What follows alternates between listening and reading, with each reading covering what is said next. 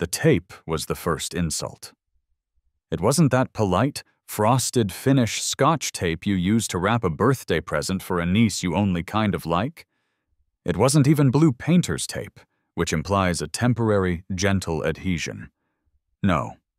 Mrs. Gable, known to the neighborhood watch, the local police precinct, and likely several bewildered demons in the seventh circle of hell, simply as Karen, had used industrial-strength, filament-reinforced strapping tape. She had taped the note directly to the center of my front door, at eye level. I stood there, coffee mug in hand, staring at it. The tape had been applied with such aggressive precision that it formed a perfect square. It was a laminate job, too. She had laminated the note before taping it. Who owns a personal laminator? Who wakes up on a Tuesday morning, types a grievance, waits for the machine to warm up, feeds the plastic through, and thinks, yes, this is a reasonable way to interact with society? I took a sip of coffee. It was lukewarm. Fitting. I peeled the corner of the tape. It took a chip of my door's paint with it. Of course it did. Okay, I muttered to the empty porch. Let's see what crimes I've committed today. I held the plastic sheet up to the morning sun. The font was Comic Sans. It was always Comic Sans, and it was always in bold red ink. It looked less like a neighborly request and more like a ransom note written by a clown. To the occupant of 402, regarding unauthorized hydrological trespass and sonic disturbance. Severity. Immediate action required. Hydrological trespass, I read aloud. The words felt heavy and stupid in my mouth. I continued reading. Dear David, I refuse to call you Dave, as it implies a familiarity I do not feel appropriate given your negligent lifestyle. It has come to my attention that your rear gutter system is suffering from a catastrophic structural failure. During the precipitation event of last night, 02:00 a.m., 04:15 a.m., I observed a consistent rhythmic discharge of liquid from your gutter elbow. This discharge is striking the shared property line fence. While the water is technically landing on the fence cap, which is legally shared property, the acoustic reverberation caused by the droplet impact, occurring approximately every 45 seconds, is akin to the Chinese water torture method used during the dynastic wars. It is psychologically damaging. Furthermore, the splash radius suggests that microscopic droplets may be migrating into my prize-winning hydrangea bed. Fix the flow immediately. If the drip persists past noon tomorrow, I will be contacting the HOA, the City Code Enforcement, and if necessary, my lawyer. Govern yourself accordingly. Mrs. Gable, Vice Treasurer of the Oak Haven Estates HOA. I lowered the note. I looked at my watch. It was 8:15 a.m. She timed the drops, I whispered, a mix of horror and impressed disbelief washing over me. She stayed up until 4:00 a.m. timing the drops. I walked around the side of the house. The morning air was crisp, smelling of cut grass and suburban repression. I navigated the narrow alleyway between our houses, a 4-foot demilitarized zone of mulch and shadows. I looked up. There it was, the gutter in question. It was old, sure, maybe a little rusted. And yes, there was a tiny glistening bead of water hanging from the elbow joint. As I watched, gravity did its work. The bead elongated, heavy and pregnant with anticipation, and then fell. Plip. It hit the wooden cap of the fence. It wasn't a splash. It wasn't a crash. It was a plip. It was the sound a tear makes when it hits a pillow. That, I asked the universe. That is the sonic disturbance? It sounds like a gunshot in the dead of night. The voice came from above. I jumped, nearly spilling the rest of my coffee. I looked over the fence. Mrs. Gable was there. Of course she was. She was standing on her elevated deck, looming over me like a gargoyle in a floral print blouse. Her hair was a geometric marvel, a blonde bob cut at such a precise angle, I was pretty sure you could use it to calibrate a protractor. She was holding a garden hose in one hand and a stopwatch in the other. "Mrs. Gable," I said, trying to summon a smile. "Good morning. Lovely weather." "Don't you lovely weather me, David," she snapped. Her voice had the tonal quality of a bandsaw cutting through aluminum. "Did you read my communiqué?" "I did," I said, holding up the laminated sheet. "I especially liked the use of hydrological trespass. Did you get that from a law dictionary or a sci-fi novel?" She didn't blink. "I have acute hearing, David. My doctor calls it hypersensitivity. That dripping noise? It echoes. It bounces off your siding, hits my patio doors, and vibrates directly into my master suite. I didn't sleep a wink." "Mrs. Gable," I sighed, leaning against my siding. "It rained, gutters drip. It's a drop of water. It's nature." "It is negligence," she corrected, pointing the nozzle of her hose at me like a weapon. "And it is vibrating my fence. That fence is 50% mine. Therefore, 50% of that vibration is an assault on my property." I looked at the fence. It was a standard cedar plank fence. It looked entirely unbothered by the assault. "Okay," I said, trying to be reasonable. "I'll get up on a ladder this weekend and tighten the bracket. Maybe put some sealant on it." "This weekend?" Her eyes widened, bulging slightly. "Did you not read the bold text? Immediate action. I have the garden club coming over on Thursday for tea. If they hear that infernal plip, plip, plip, I will be the laughingstock of the cul-de-sac. Do you want that on your conscience, David? Do you want to be responsible for my social ruin?" "Honestly, Mrs. Gable, I just want to finish my coffee." "If it drips one more time tonight," she hissed, leaning over the railing, "I am filing a grievance. I have the forms filled out. I just need to date them. Violation 4.2.1. Improper. Maintenance of drainage systems. Violation 7.3. Noise pollution. And I will add a personal note to the board about the length of your grass. It's looking a little shaggy." I looked down at my grass. I had mowed it 3 days ago. It was pristine. But compared to hers, which looked like it had been manicured by a team of surgeons with scissors, I suppose it looked like a jungle. "Fine," I said, my patience snapping just a little. "I will fix it. I will manage the water. You won't hear a thing." "See that you do," she sniffed. "I want that water rerouted. I want it gone." "I don't want to see it, and I certainly don't want to hear it." She spun on her heel and marched back into her house, sliding the glass door shut with a decisive thud. I stood in the alleyway for a long time. Plip. The drop hit the fence. I looked at the gutter. Then I looked at the fence. Then I looked at Mrs. Gable's house. A beige monument to conformity, devoid of joy, devoid of life.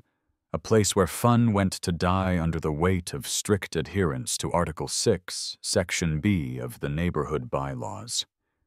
"Reroute it," I muttered. I walked back to my front porch and sat down on the swing. I set my coffee down. It was cold now anyway. I needed something else. It was 8:30 a.m. In the eyes of the Lord and the workforce, it was morning. But in the eyes of a man who had just been threatened with a lawsuit over a drop of rain, it was Miller time. I went inside, grabbed a cold beer from the fridge, and went back out. I cracked the can. The hiss was satisfying. I sat there, sipping the cheap lager, staring at the side of my house. I thought about the ladder. I thought about the tube of caulk in the garage.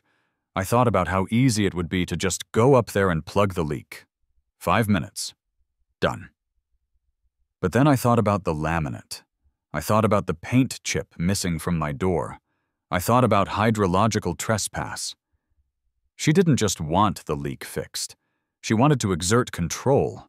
She wanted me to bow down to her beige authority. She wanted silence. She wanted the water managed. She wants the flow fixed, I said to the dog, who had wandered out to join me.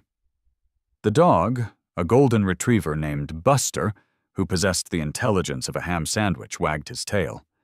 She said, "Manage the water flow," I recalled. She said she didn't want to hear the drip. A slow, dark smile spread across my face. It wasn't a nice smile. It was the smile of a man who had just realized that the rules weren't a cage. They were a weapon. Technically, she hadn't said, "Stop the water." She said, "Reroute it." She complained about the single drop. What if it wasn't a drop? What if it was a sheet, a curtain, a torrent? I took a long pull of the beer. The gears in my brain, usually rusted shut by apathy and Netflix, began to turn with frightening speed. "Buster," I said, pointing a finger at the dog. "We don't need a handyman. We don't need a plumber." Buster tilted his head. "We need a visionary." I pulled out my phone. I didn't search for gutter repair. No, that was for amateurs. That was for people who wanted to de-escalate. I wasn't interested in de-escalation anymore. I was interested in malicious compliance on a biblical scale. I opened Yelp. I sorted by lowest rated. I scrolled past the guys with 5 stars who promised clean, quiet service. Boring. I scrolled past the guys with 4 stars who were reliable and affordable. Yawn. Then I found him. Sully's heavy excavation and artistic water features. 2.5 stars. Review 1. Did the job, but played death metal the entire time. My cat is still traumatized. Review 2. Sully is a maniac. He built a koi pond that looks like a crater. He refused to wear a shirt. Highly unprofessional. Review 3. I asked for a fountain. He gave me a geyser. The HOA fined me $500. 5 stars for the show, 0 stars for the lawsuit. I tapped the call button. It rang twice. "Yeah?" "Sully speaking," a voice answered. It sounded like gravel being crushed in a blender. I could hear heavy machinery and what sounded like a parrot screaming in the background. "Sully," I said, leaning back in my chair, looking at Mrs. Gable's pristine, silent house. "My name is Dave. I have a gutter problem. My neighbor says the water flow is too subtle. She wants it managed." "Managed?" Sully grunted. "Like a drain pipe?" "No," I said, watching that single pathetic drop fall from my gutter. "Not a drain pipe. I'm thinking something more spiritual, something that really makes a statement. I'm thinking Zen, but like heavy industrial Zen." There was a pause on the other end. Then a sound I can only describe as a vape pen being inhaled with the force of a vacuum cleaner. "I'm listening," Sully said. "I need to reroute a gutter," I said. "But I don't want to hide the water, Sully. I want to celebrate it. I'm thinking tiers. I'm thinking pumps. I'm thinking a water feature that technically complies with every drainage code in the city but makes my neighbor regret the day she learned the word hydrological." I could practically hear Sully grinning through the phone. "I can be there in 20 minutes, he said. "I'll bring the pizza box." "Pizza box?" "For the blueprints, man. Paper is for narcs." Click.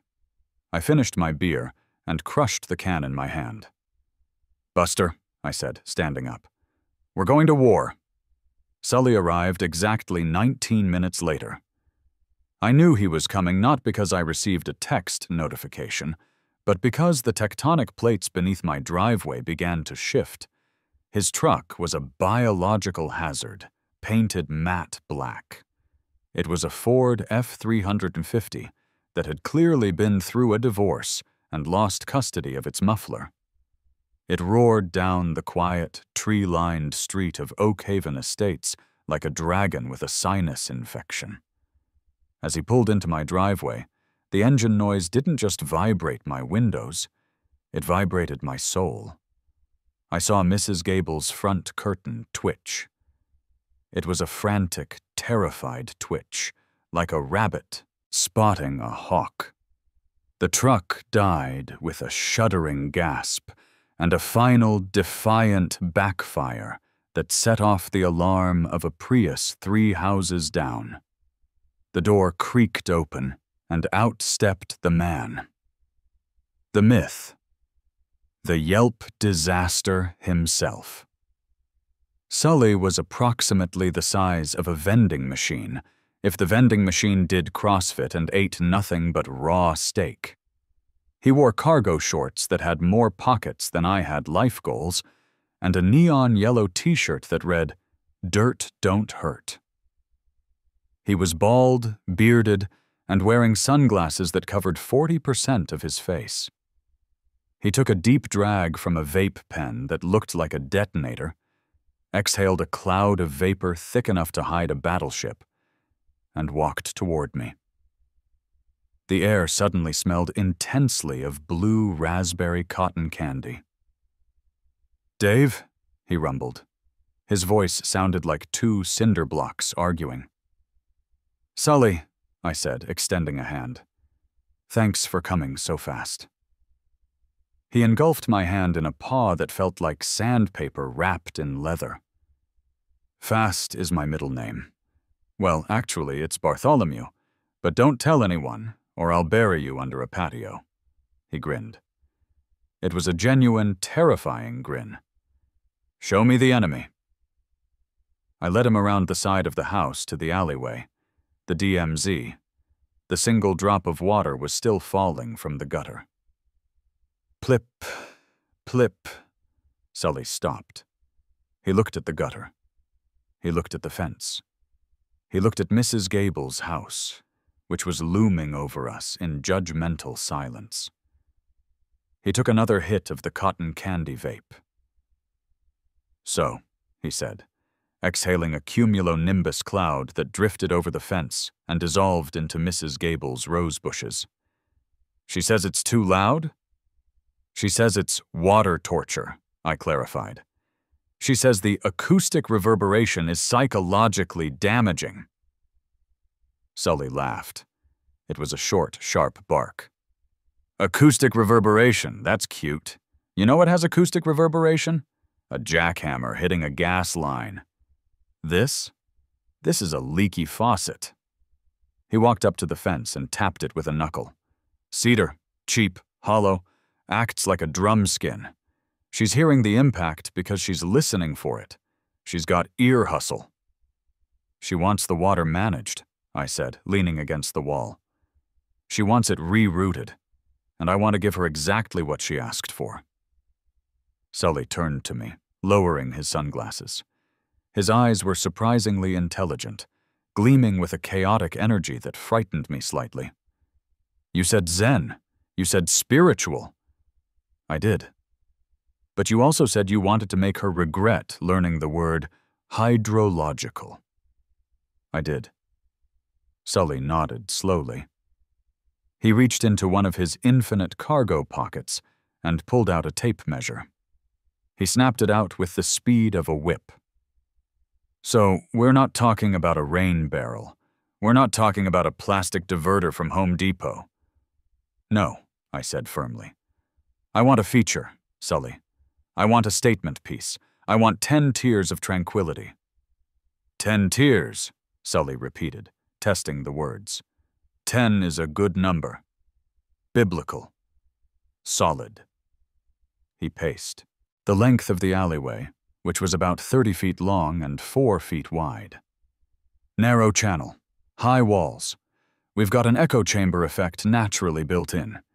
If we do this right, we can amplify the sound by a factor of, let's say, a lot. He turned back to the fence. How high can we go? Fence is 6 feet. My eaves are 12. We go to 11, Sully said. We anchor into your brick. We build a vertical cascade. Slate, heavy slate. Stone hits harder than plastic. We want the water to slap the stone, not slide over it. We want impact turbulence. Is that a real term? It is now.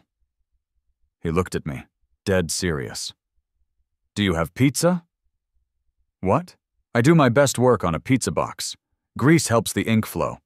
Plus, I'm starving. I skipped lunch to weld a bumper onto my truck. 30 minutes later, we were sitting on my back porch. Between us, on the patio table, lay a large, empty box from Tony's house of carb loading. It was stained with the ghostly remnants of a meat lover's special. Sully had a Sharpie in his hand. He was drawing with the focus of a Renaissance master. Okay, he said, drawing a jagged line down the center of the cardboard. This is the wall. This is the gutter. He drew a massive funnel attached to my downspout. Stage 1, the catchment, he explained, tapping the drawing. We don't just let the water drip. We collect it. We pool it.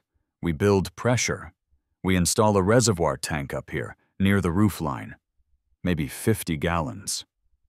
50 gallons? I asked. For a gutter drip? We supplement it, Sully whispered, looking around as if the FBI were listening. We run a hidden line from your garden hose into the tank. We keep it topped off. That way, the waterfall runs 24/7. Not just when it rains. Constant, unrelenting. Zen. I love it, I said. Continue. Stage 2, the descent. He drew 10 horizontal slabs jutting out from the wall. We use jagged slate. River rock is too smooth. Smooth is quiet. Rough is loud. We want the water to fight gravity every inch of the way. It falls from Tier 1 to Tier 2. Splash. Tier 2 to Tier 3. Crash. By the time it hits the basin at the bottom, it's angry water. It's water with a grudge. And the basin? Concrete, Sully said. Reinforced. But here's the kicker. He drew a box at the bottom. The pump. He circled the box 3 times. I have a supplier, Sully said, his voice dropping to a conspiracy theorist whisper. He usually sells to car washes and municipal aquariums. He's got a submersible pump, the Tsunami 3000. It pushes 4,000 gallons per hour. Is that excessive? I asked. For a bird bath? Yes. For a Zen waterfall feature designed to spiritually cleanse your neighbor of her sanity? It's bare minimum. He sketched a tube going back up to the top. It's a closed loop. The water falls, hits the basin, gets sucked up by the tsunami, and thrown back down. The velocity creates a white noise barrier. You won't hear her complaining. You won't hear police sirens. You won't hear your own thoughts. Just peace. I looked at the drawing. It looked less like a garden feature and more like a schematic for a hydroelectric dam. It was beautiful. What about lights? I asked. For ambiance. Sully stopped drawing. He looked at me with respect. I like where your head is at, LEDs, but not soft white. We want RGB gamer mode. We can program them to strobe, or we can just leave them on a slow, pulsating blue, make it look like a reactor core is melting down in your alleyway. Let's stick to blue, I said. Classy. Classy, he agreed. He scribbled some numbers on the side of the box. Slate, concrete, rebar. The pump, PVC piping. Schedule 40, thick stuff, so it doesn't burst under the pressure. And the labor. He circled a final number and turned the box toward me. It was expensive. It was arguably irresponsible. It cost more than my first car. Can you start tomorrow? I asked. Sully capped the Sharpie. Dave, for a project like this, I'll cancel my grandmother's birthday. Is it her birthday tomorrow? Probably. She's old. She has a lot of them. He stood up, the chair scraping loudly against the patio stones. I need to make a run to the supply yard before they close. I need the jaggedest slate they have. I want rocks that look like they could cut you just by looking at them. Wait, I said, a thought occurring to me. What about permits? The HOA requires approval for exterior modifications. Sully laughed. It was a deep belly rumble that shook his tool belt. Dave, he said, shaking his head. HOA rules apply to permanent structures. If we put the whole thing on a skid, if we don't pour a foundation, it's technically potted landscaping. It's furniture. It's a really heavy bench with water on it. He winked. Plus, I know the code enforcement guy for this district. I fixed his septic tank last year. He owes me. He won't look twice unless he sees a body. No bodies, I promised. Just water. Just water, Sully agreed. He walked back to his truck. The sun was setting, casting long shadows across the lawn. Mrs. Gable's house was dark, silent, waiting. Sully climbed into the behemoth F-350. He cranked the engine. The roar returned, shattering the twilight calm. He rolled down the window. Hey, Dave, he shouted over the engine noise. Yeah? You might want to buy some earplugs tonight. I start at 07:00 a.m., and I bring my own playlist. What kind of music? I shouted back. Polka! He yelled, grinning maniacally. Aggressive polka! He threw the truck into reverse, missing my mailbox by an inch, and peeled out of the driveway, leaving a cloud of cotton candy-scented exhaust in his wake. I stood there holding the greasy pizza box like it was the 10 Commandments. I looked at the drawing one last time. The jagged lines, the Tsunami 3000, the impact turbulence. It was a declaration of war drawn in pepperoni grease. I walked back inside. House was quiet. Too quiet. Enjoy the silence, Mrs. Gable, I whispered to the shared wall. Because the Zen is coming. I taped the pizza box to the fridge. It was the most beautiful thing I owned. At 6:55 a.m., the street was silent. It was that heavy gray silence that hangs over the suburbs before the coffee makers gurgle to life and the first commuter cars back out of driveways. I was sitting on my front porch swing, wearing noise-canceling headphones around my neck like a hydration pack for a marathon runner. I had a thermos of coffee in one hand and a copy of the City Noise Ordinance statutes in the other. Section 12, Paragraph 4. Construction and demolition activities utilizing power tools or heavy machinery are permitted between the hours of 0700 a.m. and 0800 p.m. on weekdays. I checked my watch. 6:58 a.m. At 6:59 a.m., a convoy appeared. It wasn't just Sully's black F-350 this time. He was leading a procession. Behind him was a dump truck that looked like it had been used to haul rubble from the Berlin Wall, and a flatbed trailer carrying something covered in a blue tarp that was clearly too large for residential zoning. They pulled up to the curb with the stealth of a tank division. Sully hopped out. He was wearing a new shirt today. It was neon orange and read, "I dig it." Two other men climbed out of the dump truck. "Dave," Sully boomed, his voice cracking the morning air. "Meet the team. This is Big Mac." He pointed to a man who stood about 5'3", weighing maybe $120 soaking wet. He was wearing a hard hat that looked 2 sizes too big. "And this," Sully said, pointing to a behemoth of a human being who had to turn sideways to exit the truck door, a man with biceps the size of holiday hams, "is Little Mac." "Yo," Little Mac grunted. The ground seemed to tremble. "They're brothers," Sully explained. "Don't ask about the names. It's a sensitive subject involving a childhood bet and a lot of cheeseburgers." I checked my watch again. 6:59:45. "We good to go, boss?" Sully asked, vibrating with energy. He was holding a jackhammer like it was a guitar. 15 seconds, I said, holding up a finger. We stood there in silence. I looked at Mrs. Gable's house. Her blinds were drawn. She was likely in there, sleeping the sleep of the righteous, dreaming of measuring hedge heights and filing noise complaints about crickets. 5, 4, 3, 2, 1.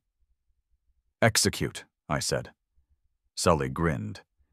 He yanked the starter cord on the jackhammer. Brr, ka. The sound was not of this earth. It was a rhythmic, bone-rattling percussion that bypassed the ears and went straight to the molars. It sounded like a cyborg woodpecker trying to break into a bank vault. Simultaneously, Big Mac fired up a concrete saw. Scream! The high-pitched whine harmonized with the low thrum of the jackhammer to create a symphony of destruction. Little Mac didn't use a tool. He just picked up a sledgehammer the size of a Toyota Prius and swung it at my existing patio pavers. Wham! The vibration was instant. I felt it in my shins.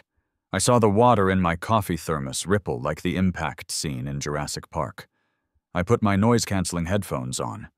The world muffled slightly, turning from deafening to merely loud. I watched Mrs. Gable's house. It took exactly 45 seconds. The front door flew open. Mrs. Gable burst onto her porch. She was wearing a silk bathrobe with a floral pattern that looked like a migraine and fuzzy pink slippers. Her hair was in curlers, giving her the appearance of a furious suburban Medusa. She was screaming. I couldn't hear the words, but I could see the shape of them. Her mouth was opening and closing like a fish out of water. Her face was turning a shade of purple, usually reserved for bruised plums. She spotted me on the swing. I raised my coffee mug in a salute.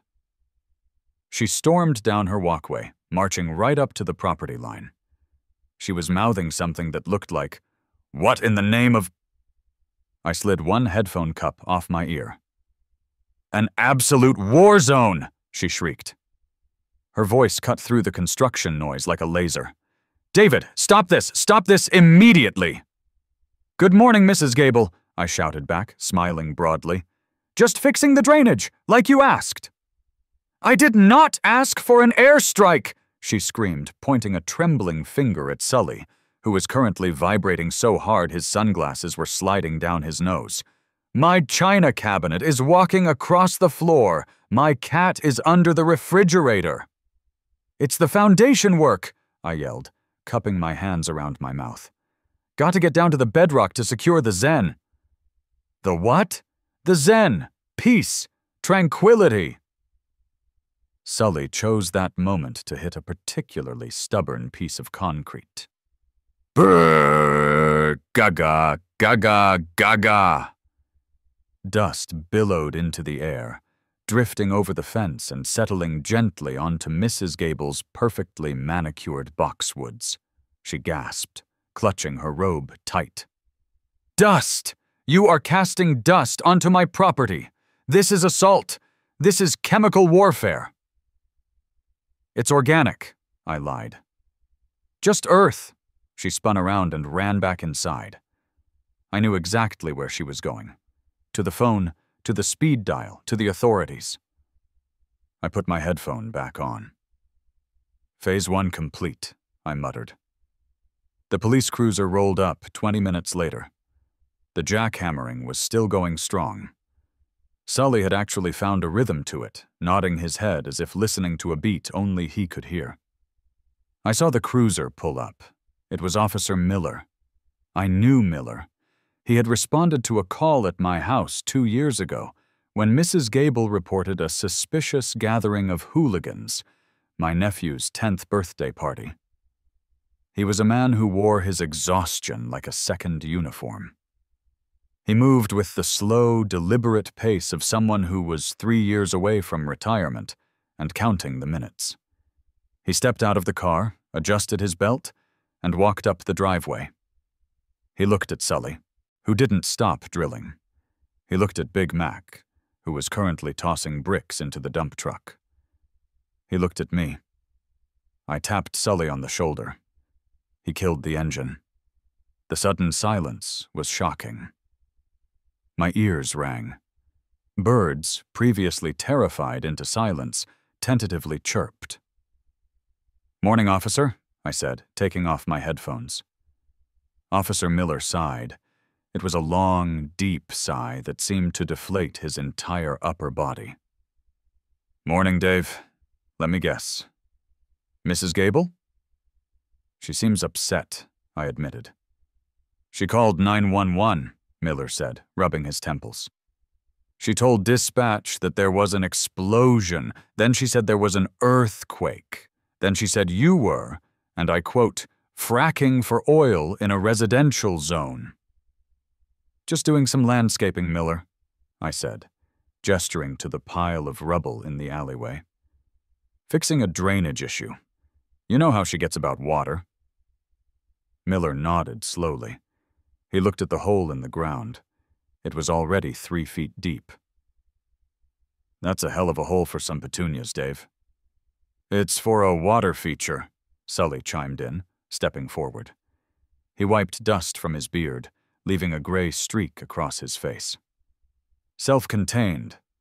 Recirculating. Very eco-friendly." Miller squinted at Sully. "Do I know you?" "Sully," he said, extending a hand. "I did your brother-in-law's patio. The one with the fire pit." "Right," Miller said, not shaking the hand. "The one that singed his eyebrows off." "Operator error," Sully said smoothly. "He used too much starter fluid." Miller turned back to me. "Look, Dave, she's claiming you don't have permits. She's claiming you're violating zoning. She wants me to shut you down and ideally arrest you for disturbing the peace." "It's 7:25 a.m., I said. "Ordinance says 7:00 a.m. "I know the ordinance, Dave. I wrote the citation for the kid with the drum set on Maple Street last week, but you need a permit for excavation this deep." "Way ahead of you," Sully said. He walked over to a 5-gallon Home Depot bucket that was serving as his desk. He pulled out a clipboard wrapped in a plastic grocery bag. He handed it to Miller. Miller flipped through the papers. He squinted at the fine print. He adjusted his glasses. "This is a permit for landscape irrigation and ornamental hardscaping," Miller read. "Technically correct," I said. "And this stamp," Miller said, tapping the page. "This is from the county clerk?" "Legit as a heart attack," Sully said. "Approved yesterday, under the Beautification Initiative clause." Miller stared at the paper. He looked at Mrs. Gable's house. She was standing in her window, holding the phone to her ear, watching us like a hawk. Miller hated Mrs. Gable. Everyone knew it. She had once reported his patrol car for being parked too aggressively near a stop sign. Miller handed the clipboard back to Sully. "It says here you're installing a multi-tiered hydration system," Miller noted. "Fancy word for a waterfall," Sully said. "Is it going to be loud?" Miller asked. Sully and I exchanged a look. "It's designed to create white noise," I said carefully, "to mask unwanted sounds." Miller looked at Mrs. Gable's window again. A small, almost imperceptible smile tugged at the corner of his mouth. "White noise," Miller repeated. "I like white noise. Helps me sleep." He turned back to the cruiser. Everything looks in order here, gentlemen. You're within hours. You have permits, just try to keep the dust down. She's threatening to sue the city for respiratory distress. We'll water it down, Sully promised. We love water. Miller got back in his car. He didn't wave at Mrs. Gable. He just drove away. As soon as he turned the corner, Ms. Gable's window flew open. "What did he say?" she screamed. "Why is he leaving? Did you bribe him? I saw you hand him a document. Was that cash?" "It was the permit, Mrs. Gable," I shouted back. "Everything is legal. We have the green light." "This isn't over," she yelled. "I'm calling the mayor. I went to school with his wife." "Tell her I said hi," I called out. She slammed the window shut so hard I feared for the glass. Sully looked at me. "She's intense." "She's the final boss of suburbia," I said. Sully turned to Big Mac and Little Mac. "All right, boys. You heard the officer? We're legal. Let's get down to the bedrock. I want this hole deep enough to bury a Volkswagen." Brrr! The jackhammer started again. The sound was glorious. It was the sound of victory. By noon, the alleyway looked like a bomb site. The pavers were gone. The dirt was piled 6 feet high against my back wall. The old gutter lay in a twisted heap of aluminum, a casualty of war. We took a lunch break. Sully sat on the tailgate of his truck, eating a sandwich that appeared to be an entire loaf of bread stuffed with ham.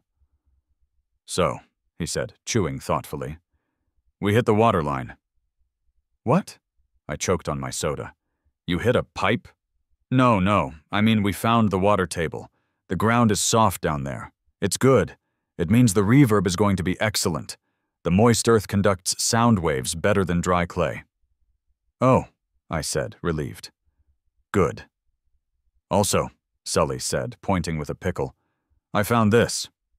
He held up a rusty, circular object. It looked like an old hubcap. "What is it?" "It's a gong," he said. "That's a hubcap, Sully." "No," he insisted. "I hit it with a wrench. Listen." He tapped it with a pair of pliers. Clang! It sounded like a dying church bell. "It's terrible," I said. "It's perfect," Sully corrected. "But it's too small. We need something bigger, something with sustain. We need a gong that resonates in your chest cavity." "Where do we get a giant gong in the suburbs?" Sully grinned. "I know a guy at the salvage yard. He scraps old industrial boilers. The lids, pure brass. We cut one of those bad boys down, hang it on a chain. Baby, you got a wind chime from hell." "Do it," I said. "Add it to the budget."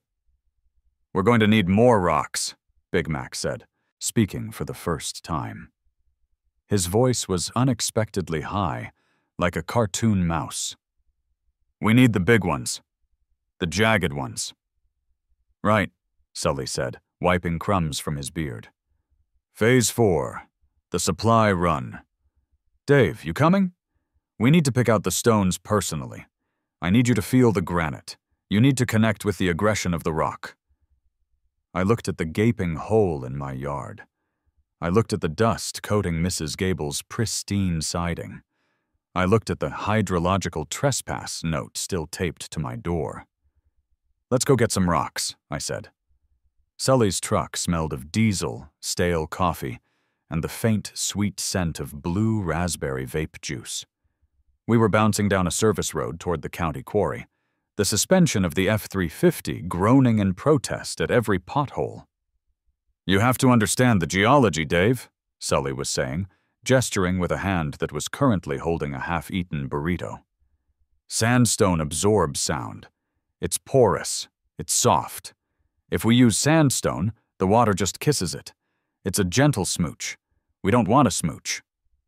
"We want a slap," I said, reciting the lesson he'd been drilling into me for the last 20 minutes.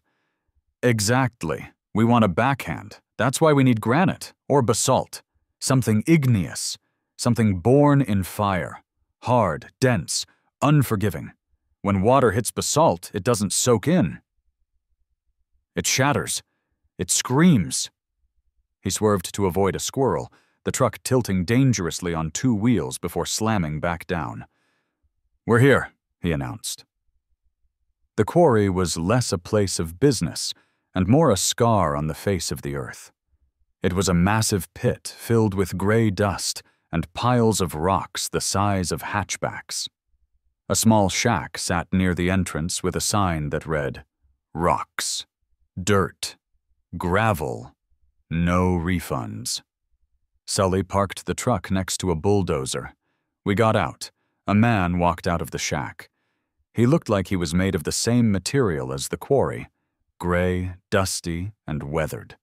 He was chewing on a toothpick that looked prehistoric. "Sully," the man grunted. "Hank," Sully replied, nodding. "This is Dave. We're building a temple."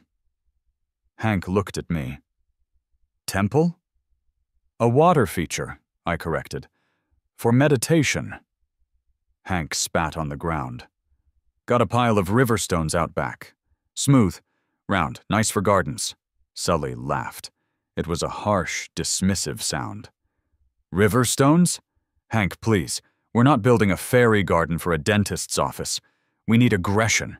Show us the jagged stuff, the slate tailings, the rejects." Hank's eyes narrowed. "The blast pile?"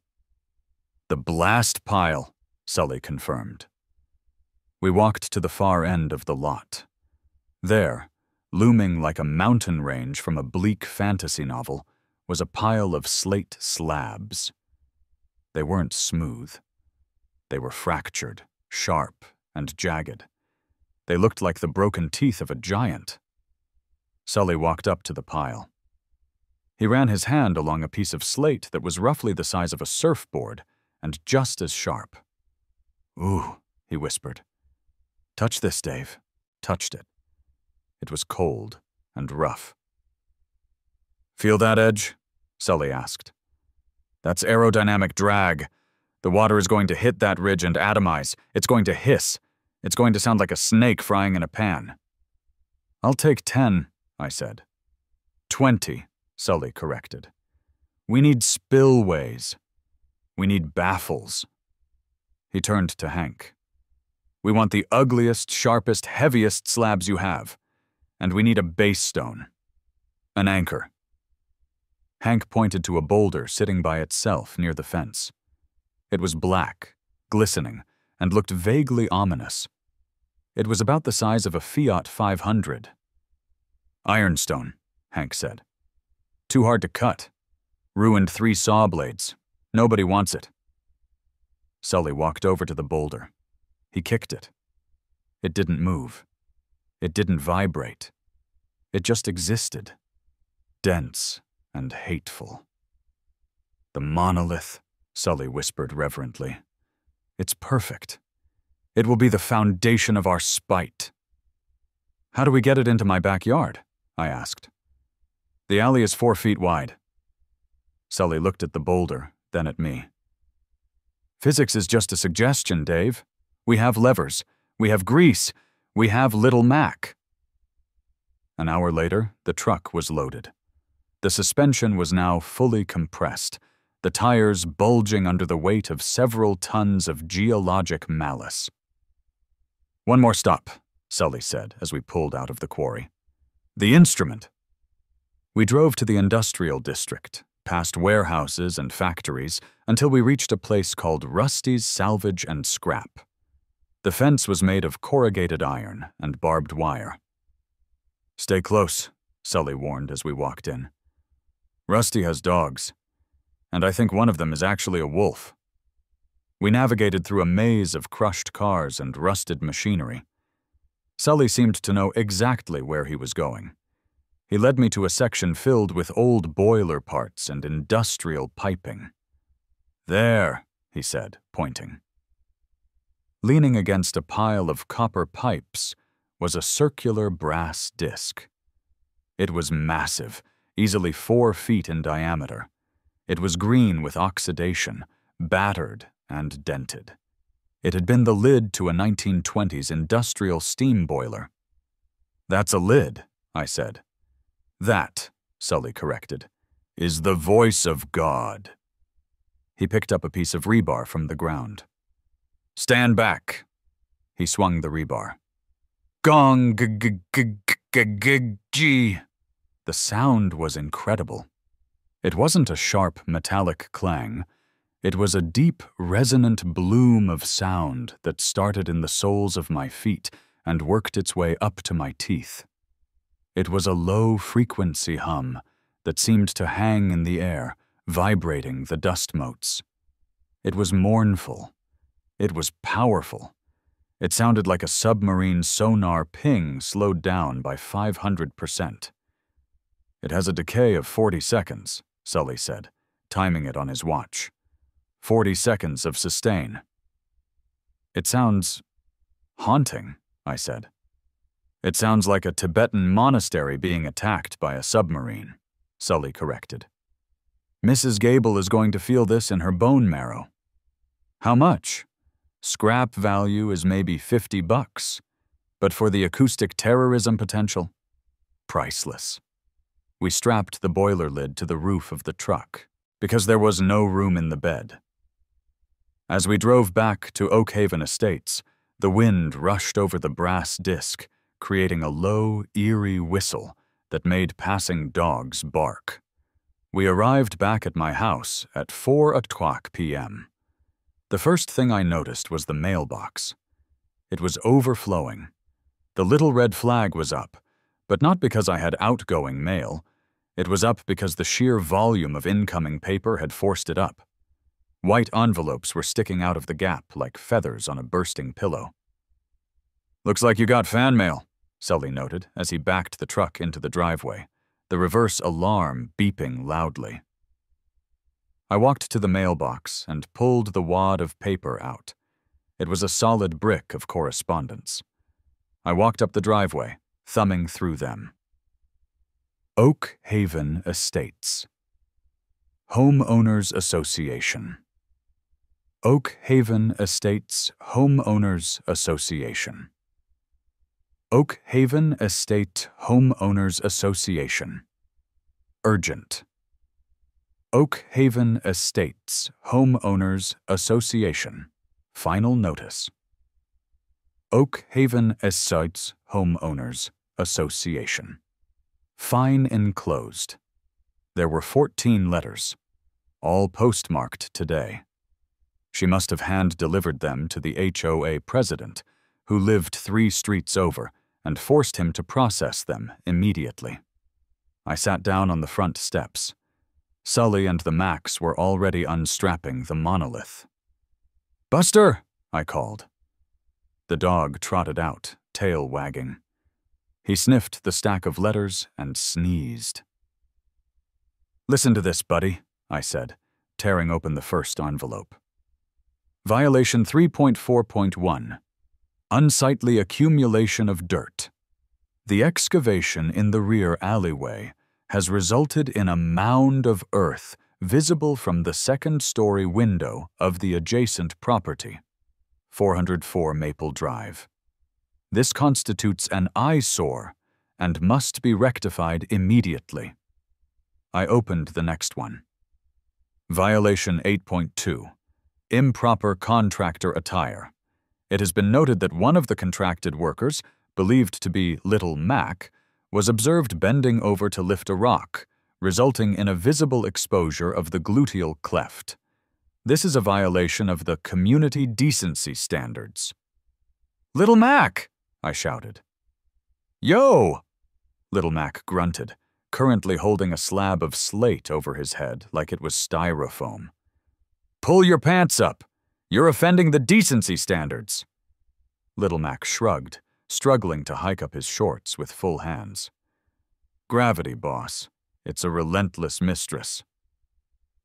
I opened the third letter. This one was thicker. Violation 9.1. Suspicious piping and industrial aesthetics. The PVC piping currently staged on the driveway exceeds the diameter customary for residential irrigation, 2 inches. The use of 4-inch Schedule 80 piping suggests industrial intent. Oak Haven Estates is a residential zone, not a chemical processing plant. Please provide a schematic justifying this diameter. She measured the pipes, I whispered. She came onto the driveway and measured the pipes. The last letter was the kicker. It was printed on heavy cardstock. Cease and desist order. Pending review of the aforementioned violations, all work on the water feature must halt immediately until a hearing can be convened with the Architectural Review Committee. The next available hearing date is in 6 weeks. 6 weeks. She wanted to stall me. She wanted to leave me with a hole in the ground for a month and a half while she gloated. I felt a cold calm wash over me. It was the same calm I felt when I decided to hire Sully. "Sully!"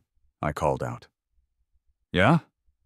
He was currently hugging the boiler lid, trying to figure out the best way to carry it. "Do we have internet on the construction site?" "I got a hotspot," he said. "Why?" "I need to look up the Federal Religious Land Use and Institutionalized Persons Act of 2000. Sully dropped the lid. It made a dull thud. "You going legal on her?" "Better," I said, standing up. "I'm going theological." I went inside and booted up my laptop. I cracked a fresh beer. I pulled up a blank document. I wasn't a lawyer, but I had watched a lot of Law and Order, and I knew how to use big words to sound intimidating. To the Board of the Oak Haven Estates HOA, I am in receipt of your 14 communiques dated today. I am disappointed, but not surprised by the lack of cultural sensitivity displayed therein. You refer to my project as a water feature. This is a gross mischaracterization. What is being constructed at 402 Maple Drive is not a feature. It is a spiritual water temple designed for the practice of aquatic Zen meditation. The mound of dirt you refer to is not waste. It is a temporary earthen altar, essential for grounding the energy of the site. To move it before the ceremony is complete would be sacrilege. The suspicious piping is necessary to create the specific resonant frequency required for my mantras. Standard residential piping creates a dissonance that interferes with my chakras. Furthermore, under the Religious Land Use and Institutionalized Persons Act, RLUIPA, homeowners associations cannot impose land use regulations that substantially burden a person's religious exercise unless there is a compelling government interest. I assure you, Mrs. Gable's desire to not see a plumber's crack does not constitute a compelling government interest. The construction will continue. The temple will be completed. If you wish to challenge my spiritual journey, I will be happy to discuss it with my legal counsel, who specializes in religious discrimination lawsuits. Namaste, David High Priest of the Order of the Holy Gutter. I hit print. I signed it with a flourish.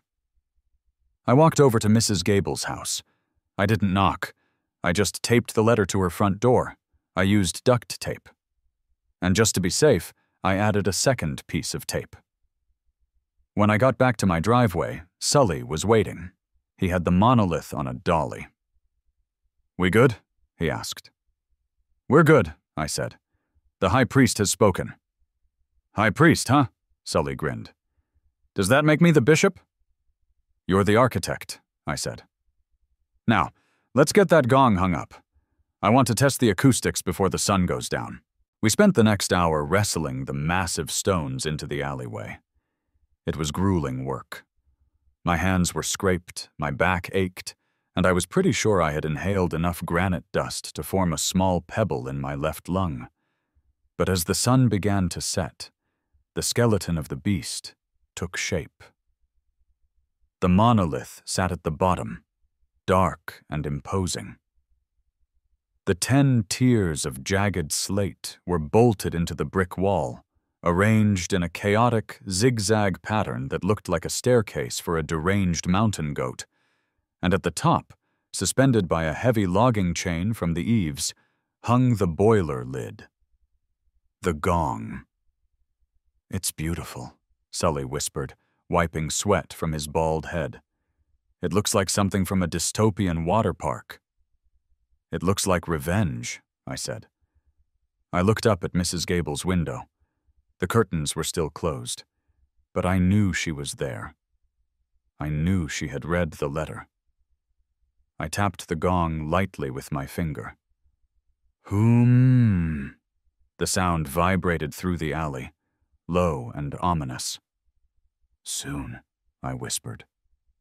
The next 2 days were a blur of PVC primer fumes, grinding stone, and the kind of heavy lifting that makes your spine question your life choices. The alleyway, once a narrow, forgotten strip of land where weeds went to die, had been transformed. It no longer looked like a side yard. It looked like the villain's lair in a low-budget James Bond movie. 10 tiers of jagged slate now jutted out from my brick wall. They were bolted in with anchors thick enough to secure a suspension bridge. The slate wasn't arranged in a nice, gentle cascade. It was chaotic. It was aggressive. Sully had angled them so the water would zigzag violently, slamming into the stone at hard 90-degree angles before plummeting to the next level. "It's brutalist," I said, admiring the sheer hostility of the architecture. "It looks like a parking garage for gargoyles." "It's kinetic sculpture," Sully corrected. He was currently waist-deep in the hole we had dug, wrestling with a mess of white pipes. "Hand me the purple primer. I need to glue the manifold." The piping was extensive. To handle the volume of water Sully envisioned, we couldn't just use a single tube. We had built a complex vascular system of 4-inch PVC pipes that ran up the side of the house, branched off into injectors, and looped back down to the sump pit. Because we hadn't painted them yet, they stood out stark white against the red brick. From the street, if you squinted, it didn't look like a fountain. It looked like a refinery. "Sully," I said, handing him the primer, "does this look chemical to you?" Sully wiped sweat from his forehead, leaving a streak of purple dye. "It looks efficient, Dave. Function over form. Besides, once the water is flowing, nobody will look at the pipes. They'll be too busy having their chakras realigned by the sheer decibel level." "Right," I said. "The chakras." "Okay," Sully grunted, climbing out of the pit. "Time for the heart." He walked over to the back of his truck and lowered the tailgate. Sitting there, strapped to a pallet, was the Tsunami 3000. It didn't look like a pool pump. It looked like an engine block. It was cast iron, painted a danger sign red, and covered in warning labels. Warning, high suction. Warning, hearing protection required. Warning, do not operate near small mammals. "Is that a pump or a wood chipper?" I asked. "It's a centrifugal vortex pump," Sully said lovingly, patting the metal casing. 4 horsepower, variable speed drive. It can move 4,000 gallons an hour. It can empty a hot tub in 3 minutes. It can probably suck a golf ball through a garden hose. And we're putting this in my backyard. "We're burying it," Sully said, "in the concrete bunker to dampen the vibration. Otherwise, it might register on the Richter scale." We spent the next 3 hours lowering the beast into the pit and connecting it to the PVC web. It required wiring a new sub-panel into my breaker box because, apparently, the Tsunami 3000 drew enough amps to dim the streetlights. As Sully was tightening the final flange, I felt eyes on me. I looked up at the fence. Nothing. I looked at Mrs. Gable's windows, blinds closed. Then I saw it, rising slowly over the top of the cedar fence, like the eye of a submarine hunting a convoy. was a periscope. It wasn't a toy periscope. It was a homemade contraption made of cardboard wrapping paper tubes and two strategically placed compact mirrors. It wobbled slightly as it extended higher, turning left, then right. "Sully," I whispered. 12 o'clock high. Sully looked up. He froze. The periscope swiveled and pointed directly at us. I waved. "I see you, David," Mrs. Gable's voice shrieked from the other side of the fence. "I see the apparatus." "It's a filtration system, Mrs. Gable," I shouted back, "for the purity of the water." "It looks like a distillery," she yelled. The periscope bobbed indignantly. "It looks like you are manufacturing illicit substances. I saw the purple chemical. I saw the white tubes. I know what Schedule 80 PVC is used for, David. I watched a documentary." "It's for the Zen!" Sully yelled, standing up and brandishing a monkey wrench. "The Zen needs flow." "I am calling the authorities," she screamed. "I am reporting a hazardous materials situation." The periscope retracted instantly, disappearing behind the fence with a thwip. "She made a periscope," Sully said, shaking his head in admiration. "She's evolving. The enemy is adapting." "We need to finish," I said, "before the SWAT team gets here." We didn't beat the SWAT team, but we beat the sunset. At 5:30 p.m., just as Sully was pouring the concrete cap over the pump bunker, 2 police cruisers pulled up to the curb.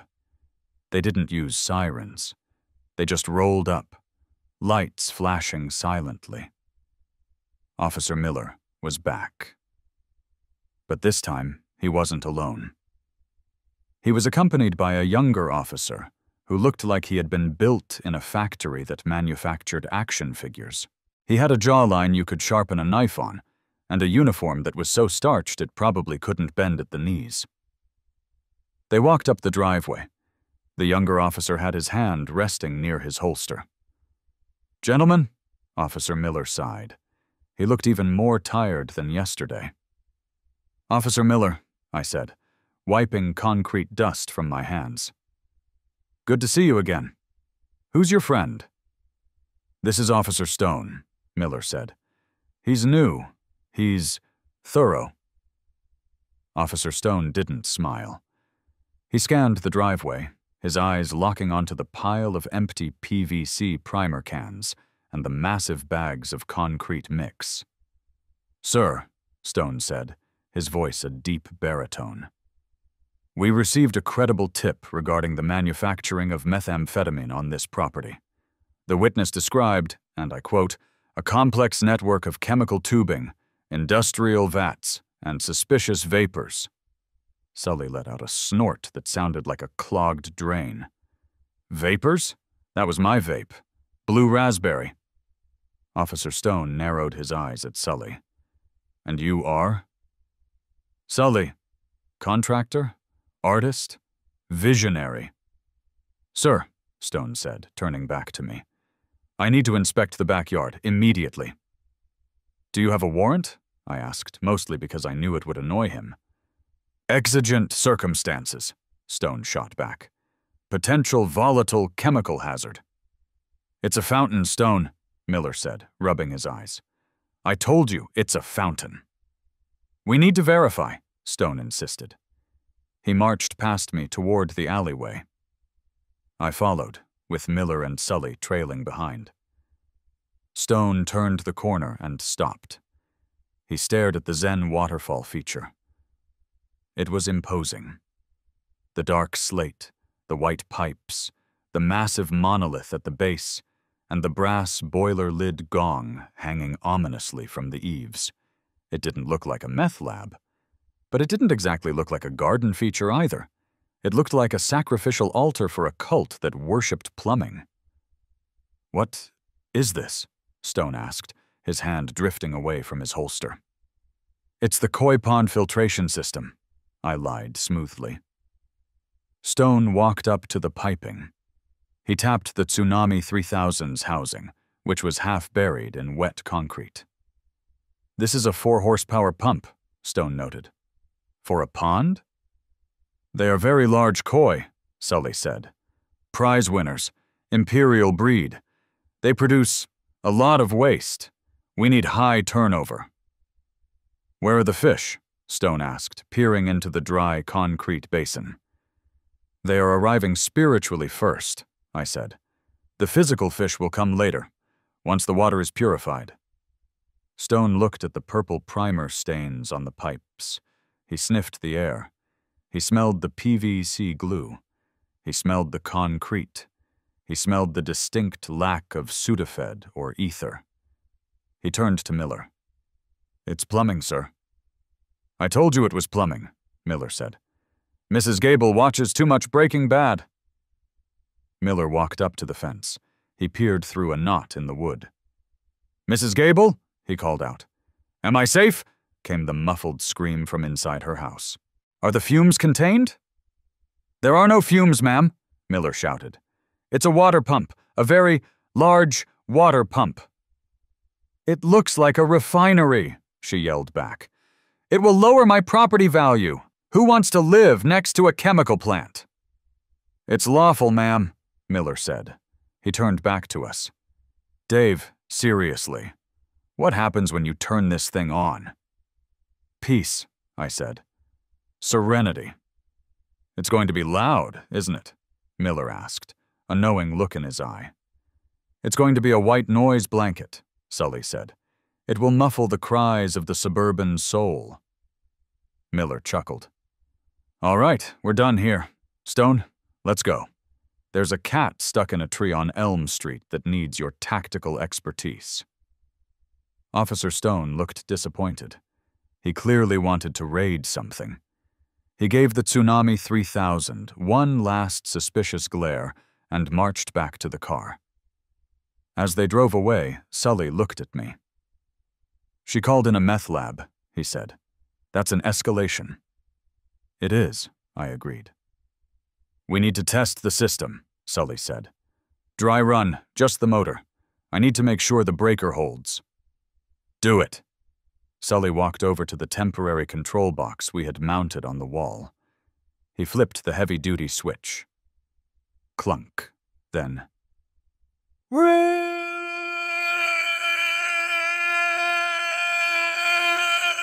The Tsunami 3000 spooled up. Even without water, the sound of the motor was impressive. It was a high-pitched turbine whine, like a jet engine taxiing on a runway. The PVC pipes vibrated against the brick. The ground hummed. It wasn't water noise yet. It was just pure, raw, mechanical power. Do you hear that? Sully shouted over the whine. It sounds like a vacuum cleaner having a panic attack, I yelled back. It's the sound of potential, Sully screamed. Wait until we add the liquid mass. The acoustics will change. The bass will drop. He cut the power. The whine wound down slowly. Silence. The breaker held, Sully announced, satisfied. The beast is hungry. Tomorrow, I said. We feed it. Tomorrow, Sully agreed. The grand opening. He packed up his tools. The sun was gone now.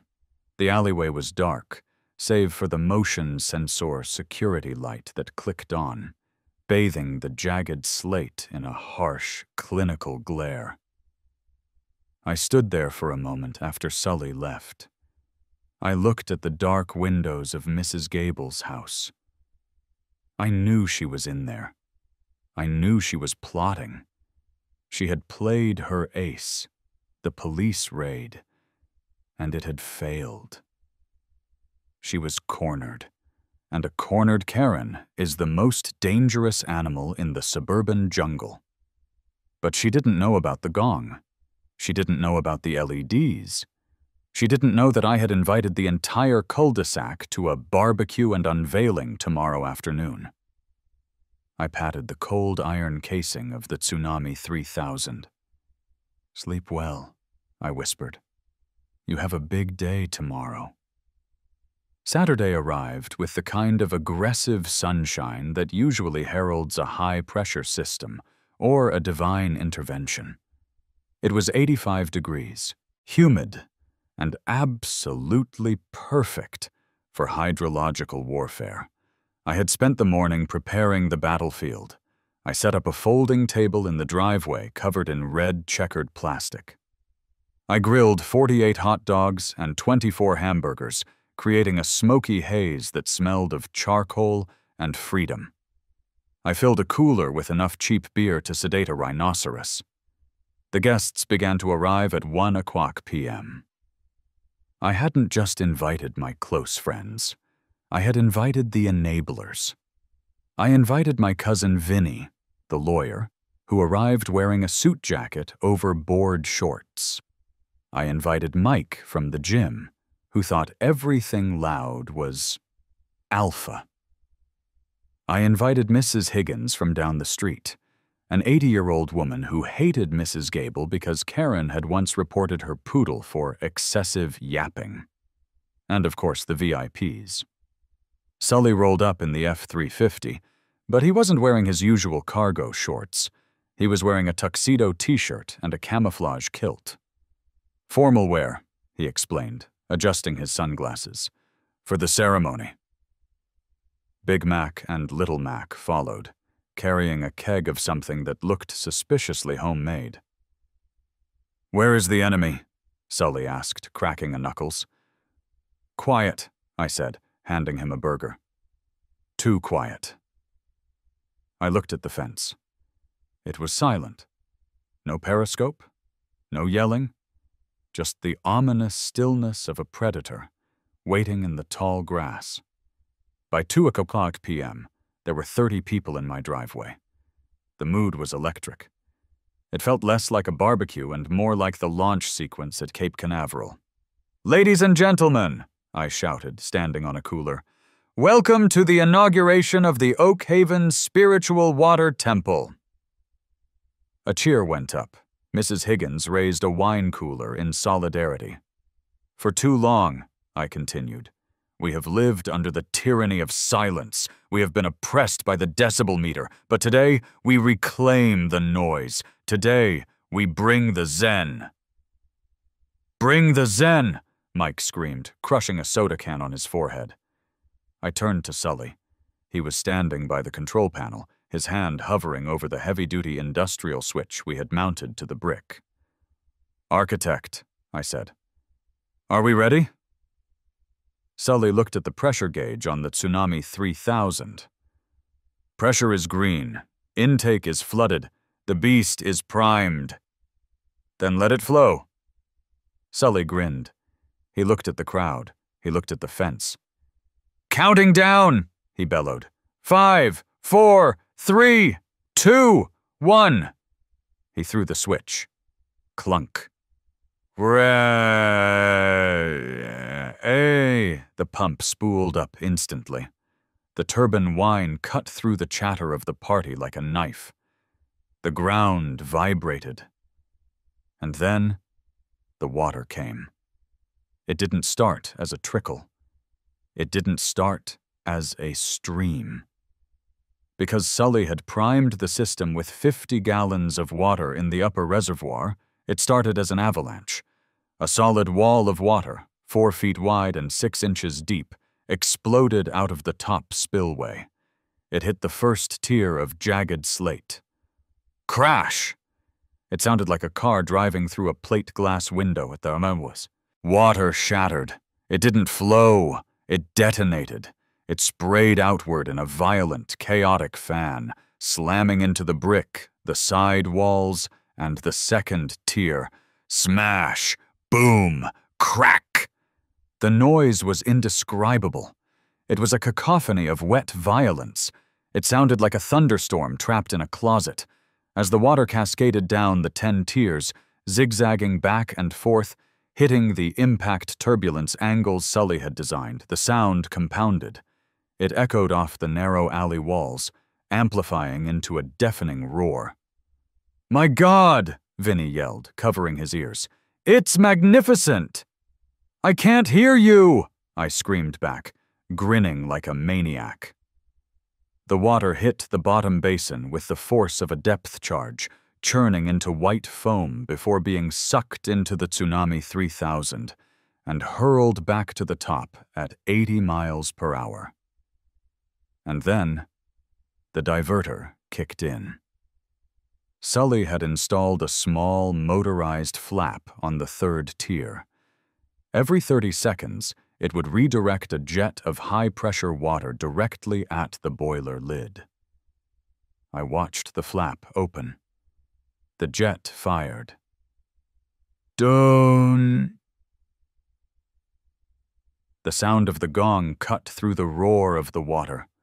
It was a low, mournful, terrifying note that vibrated in the chest cavity of everyone present. It sounded like the dinner bell for a kraken. Mrs. Higgins dropped her wine cooler. "I felt that in my pacemaker!" she shrieked happily. "It works!" Sully yelled, throwing his arms in the air. "It resonates!" The mist began to rise. A thick, cool fog generated by the sheer violence of the water pulverizing against the granite. It drifted up, swirling in the wind, and blew directly over the fence. "Target acquired!" Big Mac yelled. And then she appeared. Mrs. Gable's back door flew open. She didn't walk out. She erupted. She was wearing her Sunday best, a cream-colored pantsuit that cost more than my car. She had clearly been preparing to host her own garden party. She stormed to the fence. "David!" she screamed. I couldn't hear her. I could only see her mouth moving. She realized this. She grabbed a megaphone. She had a megaphone. She must have bought it specifically for this moment. She clicked it on. "Turn it oof!" Her amplified voice screeched over the roar of the Zen. I walked over to the fence. I cupped my hand to my ear and shrugged. "I can't hear you, Mrs. Gable," I roared. "I'm meditating." "This isn't meditation," she screamed, the megaphone feedbacking with a high-pitched squeal. "This is a hurricane. My guests are arriving in 10 minutes. Turn it off." Done. The gong struck again. Mrs. Gable actually flinched. "It's the chakras," Sully yelled, appearing beside me.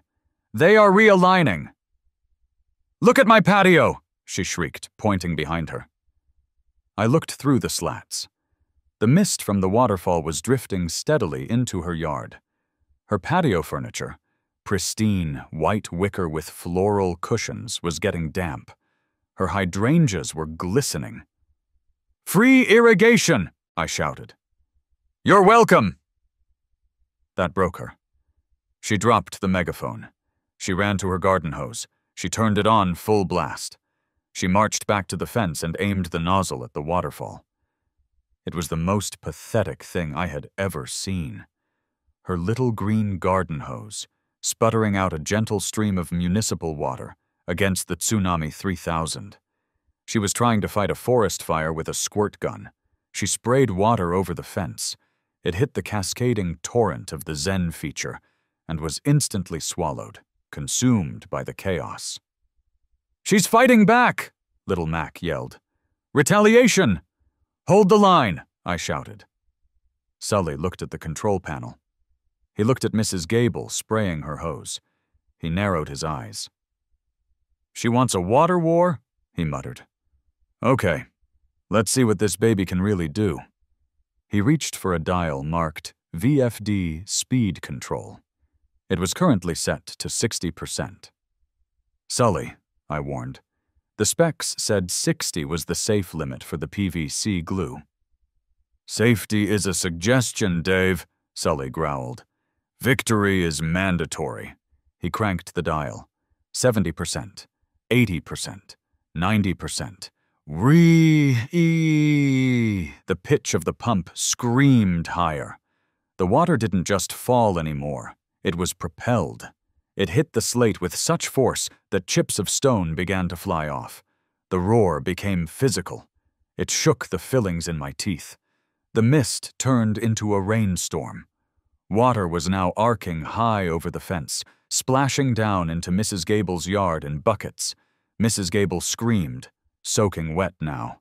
Her cream pantsuit was ruined. Her hair was collapsing. "Maximum Zen!" Sully shouted, his eyes wide with madness. He cranked it to 100%. The Tsunami 3000 howled. The pipes began to shudder violently against the brick.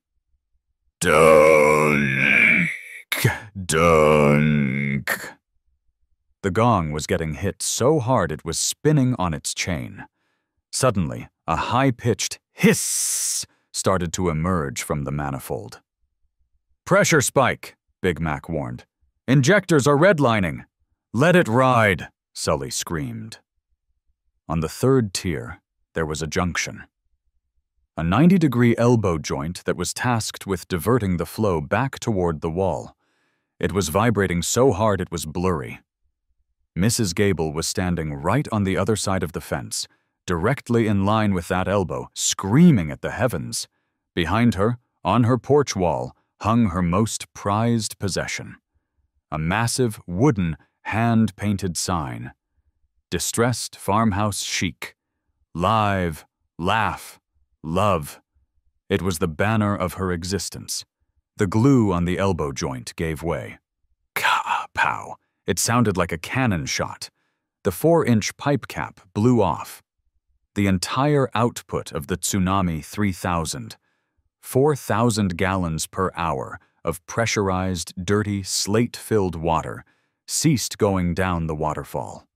Instead, it shot straight out sideways. It punched a hole right through the cedar fence. Splinters flew like shrapnel. The jet of water continued, unencumbered by physics or mercy. It missed Mrs. Gable by inches. It traveled 20 feet across her patio, and it struck the sign. Crack! The water hit the laugh with the force of a fire hose. The wood splintered instantly. The sign was ripped from the wall, spinning in the air like a ninja star, before being blasted into the sliding glass door. Smash! The sign shattered. The glass didn't break, but it shook violently. "Kill switch!" I screamed. Sully slammed the big red button. Clunk! The pump died. The wine wound down. The water stopped instantly, leaving only the dripping sound of the last few gallons finding their way to the basin. Silence descended on the neighborhood. Absolute, ringing silence. We all looked through the hole in the fence. Mrs. Gable stood there. She was drenched from head to toe. One of her fuzzy pink slippers had been blown off. Her hair was plastered to her skull. She slowly turned around. She looked at her porch wall. The sign was gone. Only the live remained, hanging crookedly on one nail. The laugh and love were piles of driftwood on her patio. She turned back to us. She looked through the jagged hole in the fence. Her eyes were wide. She wasn't blinking. "My sign," she whispered. Her voice was trembling. You liquidated my affirmation." "It was an equipment malfunction," Sully shouted, hiding the speed dial with his body. "A pressure anomaly." "Technically," Vinny, the lawyer, piped up from the back, holding a hot dog. "That was an act of God. You can't sue for turbulence." Mrs. Gable opened her mouth to scream, but nothing came out. She just made a low, squeaking sound. Then, slowly, she collapsed onto her wet lawn chair. She just sat there, staring at the puddle where her love used to be. "I think we won," Big Mac whispered. Plip. One final drop of water fell from the top tier, hit the gong, and made a tiny, pathetic ding. I looked at the destruction. I looked at the hole in the fence. I looked at the ruined pantsuit. "Sully," I said quietly. "Yeah? Maybe dial it back to 50% next time." "Copy that," Sully said. 50%. Still pretty zen. Sunday morning broke with a silence so profound it felt heavy. There was no construction noise, no jackhammers, no Tsunami 3000 whining like a jet engine. Even the birds seemed afraid to chirp, likely traumatized by the hydrosonic event of the previous afternoon.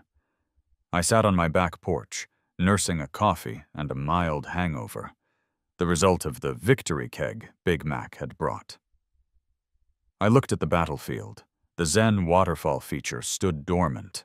Without the water flowing, it looked even more aggressive, a brutalist scar of dark slate and white PVC against the red brick. The boiler lid gong hung still, catching the morning light, a silent sentinel of sonic warfare. But the real damage was the fence. There was a hole in the cedar planks the size of a dinner plate, surrounded by splinters. Through it, I had a clear view of Mrs. Gable's patio. Her sliding glass door was taped up with cardboard where the laugh had impacted. The live portion of the sign was gone, likely thrown into the trash in a fit of existential despair.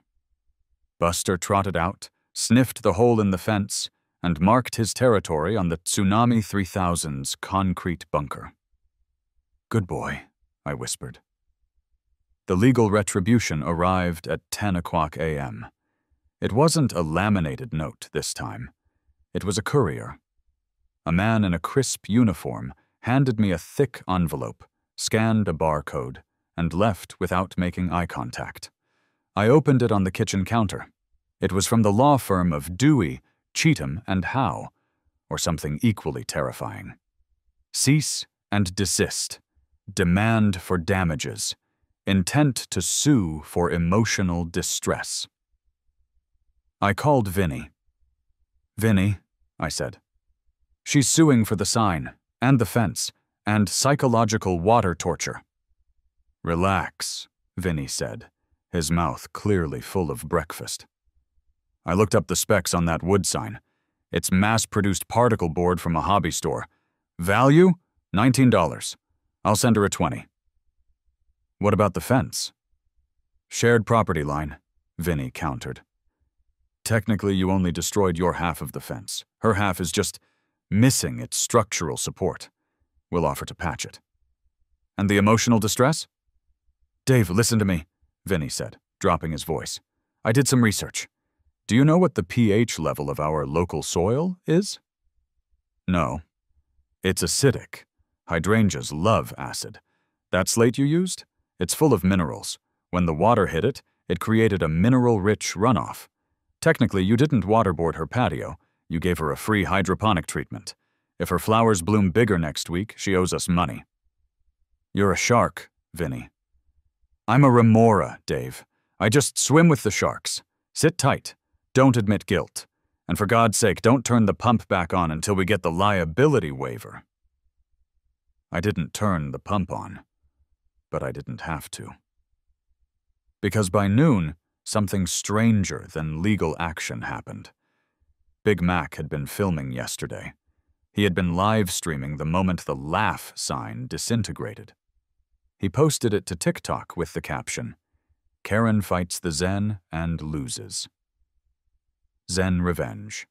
Star live. Laugh explode." I checked my phone. 4.2 million views. The comments were a waterfall of their own. At Zen. Master Chapter 9. This is the most beautiful thing I have ever seen. The way the sign spins. At Hose Water Drinker. Where is this? I need to make a pilgrimage. At Plumbing. God. That pump pressure is insane. Respect. At 1:00 p.m., a Honda Civic slowly rolled past my house. The driver slowed down, leaned out the window, and snapped a photo of the PVC pipes rising above the fence line. At 1:30 p.m., a group of teenagers on electric scooters stopped in the driveway. They took selfies with the Tsunami 3000. By 3:00 p.m., It was a full-blown tourist attraction. People were parking down the street and walking up to look at the Spite fountain. Someone had even left a small offering of flowers at the base of the monolith. I went out to the alleyway. Mrs. Gable was in her backyard. I could hear her pacing. "Mrs. Gable?" I called out through the hole in the fence. She stopped. She didn't scream. She didn't threaten. She just walked over to the hole. She looked tired. Her hair wasn't in its usual geometric bob. It was loose. She looked like a general who had just realized the war was lost not on the battlefield, but in the court of public opinion. "There are people," she hissed, her voice trembling. "There are strangers, taking photographs of my laundry." "They're fans," I said, "of the Zen." "One of them asked me to sign a piece of driftwood," she whispered, horrified. "He called me the antagonist. He said I was an icon of suburban repression." "You're famous, Mrs. Gable."